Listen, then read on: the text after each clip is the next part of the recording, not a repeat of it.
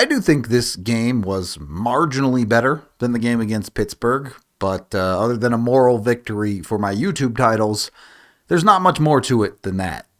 Avs lose to the Buffalo Sabres 4-0. I thought the Avs played a good first 8 or so minutes of this game. They came out hot, trying to not repeat their mistakes at Pittsburgh, even though ultimately you can kind of copy-paste everything from that video into this one. And the fourth goal was an empty netter this time, so, baby steps. The Avs even got close to scoring a goal in this game. They did hit a post, so at least they're a little bit closer to doing the one objective of hockey. These games were just bad.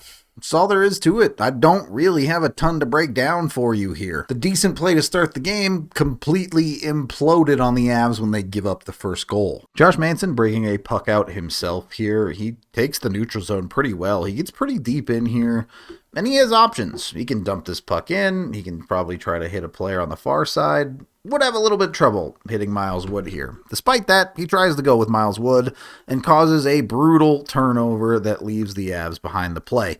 Specifically, leaves himself behind the play.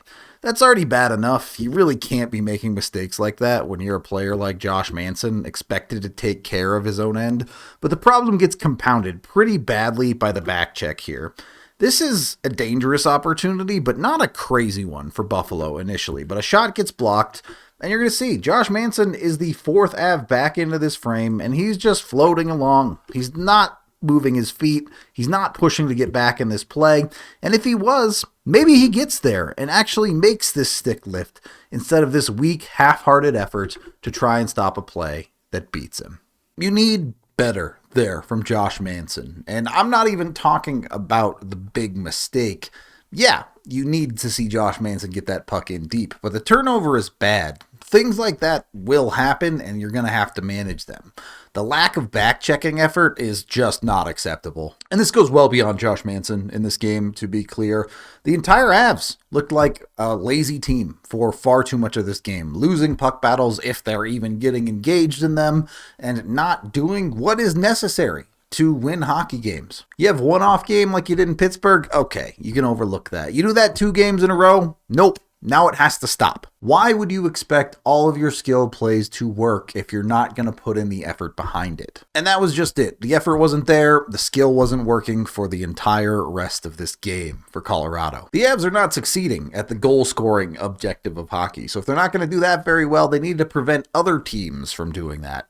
And giving up a ridiculous amount of odd man rushes is not a good way to do that. This one starts with the Avs entering with speed, but pay attention here. The Avs have committed 3 players deep. 3 players deep in the zone with Nathan MacKinnon as a high man. Now, initially, MacKinnon floats pretty high. He's pretty fine here. He's going to be able to be back and defend okay for Colorado.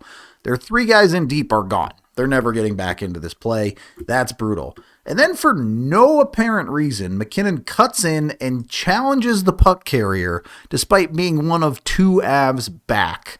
That's never going to end well, as this puck just gets chipped past MacKinnon, and all of a sudden it's a 3-on-1 because MacKinnon, for seemingly no reason, had no awareness of the ice and just gives up this brutal play. This is a tough one all the way around. You are never going to be in a good spot when you give up a 3-on-1, but this one is kept simple as Middlestat just picks the short side. Really tough spot for Georgiev. I get it. You're trying to handle 3 guys bearing in on you. Still don't love him getting beat short side, but this game was not his fault, to be clear.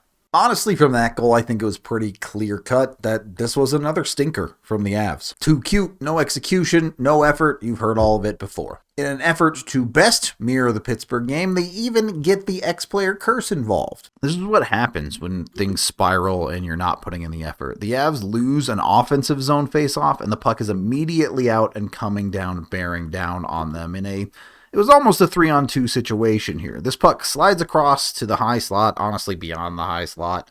That's well above the circles for Tyson Jost. He fires a puck on, and then some bad luck goes their way as that puck just there tipped off of Bowen Byram's stick and beats Georgiev because of it. There's just not a lot to take away from this game beyond the obvious. It doesn't take a genius. It doesn't take an experienced fan. Anyone can take a look at the Avs and what they've done in the last 2 games and know that it's just simply bad. And I'm sure the Avs know it too, and they better fix it. This game, however, could have been a lot worse. Late in the second period, Makar gets shoved into the end boards at a high speed by Kyle Okposo. I could sit here and argue with you about how it definitely should have been a penalty and this and that and all these other things.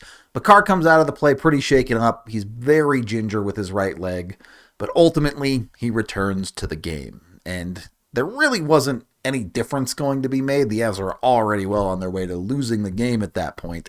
So the fact that Makar is generally okay and returned to the game, breathe a sigh of relief there. This is just a normal loss. This isn't the loss of Cale Makar. So it's not the worst game of the season, but it could have been worse. Nathan MacKinnon gets a 10-minute misconduct for arguing with the refs about it, which, by the way, MacKinnon wears a letter. He's allowed to talk to the refs. I didn't really understand that. Again, did not matter. The Avs were already going to lose this game. And that's exactly what they did in the third period. They looked extremely interested in not playing this hockey game anymore, and they give up an empty netter to make it 4-0, and that's all there is to this game. 2 in a row like this is already very bad. The trend needs to stop. This is something that needs to be fixed. I'm not overly concerned about the Avs as a whole in the season or anything like that. We have a long way to go before you start getting to that level of concern, but the Avs do need to keep this from spiraling. Those are 2 of the worst games I've seen from the Avs' top players in a long time. The Avs better go to work on Tuesday.